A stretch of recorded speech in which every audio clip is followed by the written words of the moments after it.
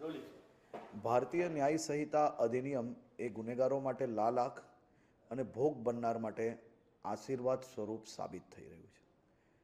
આ નવા કાયદા હેઠળ કોર્ટમાં ઝડપથી કેસ ચલાવવામાં સફળતા પ્રાપ્ત થઈ રહી છે.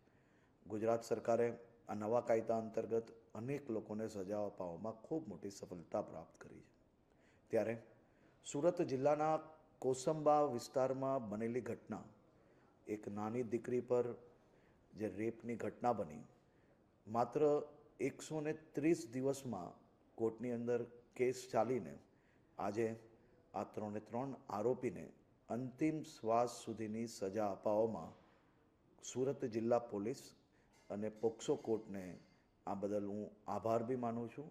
અને ખાસ કરીને આ ભોગ બનનાર પરિવારને જે ન્યાય આપ્યો છે અને કડકમાં કડક સજા અપાવવામાં સફળતા પ્રાપ્ત થઈ છે તે બદલ સુરત જિલ્લા પોલીસને હું અભિનંદન આપું છું.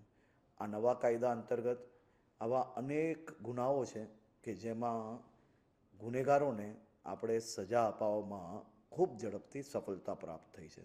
હું આ નવા કાયદા બદલ દેશના પ્રધાનમંત્રી આદરણીય શ્રી નરેન્દ્રભાઈ મોદીજી અને ગૃહમંત્રી શ્રી અમિતભાઈ શાહને ખૂબ ખૂબ આભાર માનું છું. આ જ પ્રકારે આવનારા દિવસોમાં અનેક ગુનાઓમાં આ ગુનેગારોને સજા અપાવવા માટે ગુજરાત સરકાર રાત દિવસ એક કરીને કામગીરી કરી રહી છે અને એક દીકરીઓને ન્યાય અપાવીને જ જપશે.